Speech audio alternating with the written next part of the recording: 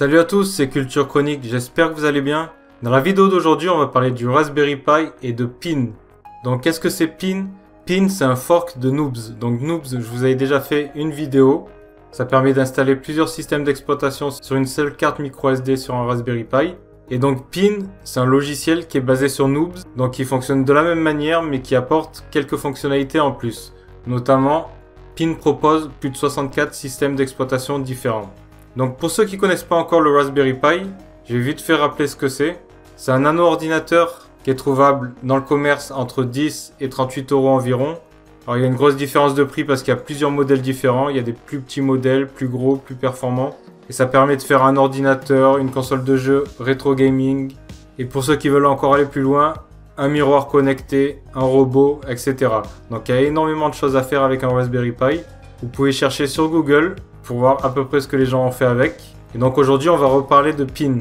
Donc avec Pin on va pouvoir installer plus de 64 systèmes d'exploitation sur un Raspberry Pi. Donc on peut mettre un seul système ou on peut mettre plusieurs systèmes sur une seule carte microSD. Pin est totalement gratuit et a été créé par Matt Huseman. Si vous voulez lui faire un don pour aider au projet, je vous ai mis le lien en description de la vidéo. De toute façon, en description de la vidéo, je vous ai mis tous les liens utiles pour ce tutoriel, toutes les pages internet et tous les logiciels.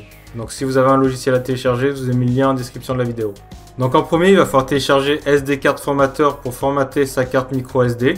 Vu que les systèmes d'exploitation sur Raspberry Pi, ils sont installés sur une carte microSD. Donc une fois que vous l'avez téléchargé, vous démarrez le logiciel. Il va falloir formater la carte microSD en FAT32. Donc le lien de téléchargement, c'est en description de la vidéo. Donc vous sélectionnez votre carte. Donc moi, il n'y en a qu'une, je ne peux pas me tromper. On lui donne le nom qu'on veut. Et on clique sur Format. Donc ça va formater la carte en FAT32. Donc jusque là c'est parfait. Maintenant il va falloir télécharger Pin. Toujours pareil, le lien il est en description de la vidéo. Donc vous arriverez sur cette page. Le téléchargement va démarrer normalement automatiquement. Si ce n'est pas le cas, il faut cliquer sur Download. Et vous obtiendrez ce dossier zipé dans vos téléchargements Pinlight. Donc là il faut le dézipper. Il faut extraire tous les fichiers. Un clic droit, extraire, suivant. Et donc on obtient tout ça. Il va falloir copier tous ces fichiers et dossiers. Donc on les sélectionne tous. On fait un clic droit, copier. Et on va les coller dans la carte microSD à la racine. Et là on fait coller, tout simplement. Et ensuite une fois que c'est terminé, il va falloir mettre la carte microSD dans le Raspberry Pi et démarrer son Raspberry Pi. Ensuite une fois qu'on a remis la carte microSD dans le Raspberry Pi, qu'on a tout reconnecté, on branche l'alimentation et ça démarre automatiquement Pin. Et donc on arrive sur l'interface principale. Au bout de quelques secondes. De là, tout en bas, on peut choisir sa langue et son clavier. Donc pour moi, ça sera tout en français. En haut à droite, on voit qu'on peut aller naviguer au sein de quelques options supplémentaires. Donc je vous laisserai regarder s'il y a quelque chose qui vous intéresse, vous. Ensuite, pour pouvoir installer les systèmes d'exploitation, donc il va falloir connecter son Raspberry Pi soit en Wi-Fi, soit avec un câble Ethernet.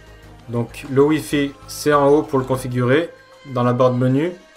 Moi j'ai mis un câble Ethernet et donc il y a tous les systèmes disponibles qui apparaissent directement une fois connectés au réseau.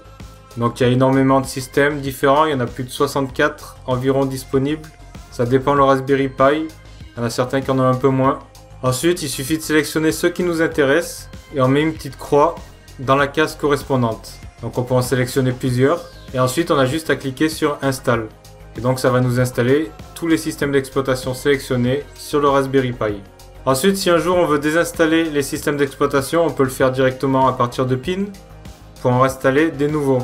Donc il y aura juste à sélectionner ceux qu'on veut installer. Il faut savoir que si on réinstalle les systèmes d'exploitation, ça va forcément effacer tous les autres. Voilà. Donc il vaut mieux bien faire son choix au début pour être sûr. Comme ça, il n'y aura pas besoin d'installer une nouvelle fois sa carte. Alors voilà, cette vidéo est terminée, j'espère qu'elle vous aura plu. N'hésitez pas à vous abonner si c'est le cas et à mettre un petit j'aime. Depuis quelques temps, j'ai un compte Instagram, donc si vous voulez me suivre, je vous ai mis le lien en description de la vidéo. Sur ce, portez-vous bien, passez une bonne journée et à une prochaine pour une prochaine vidéo. Ciao ciao!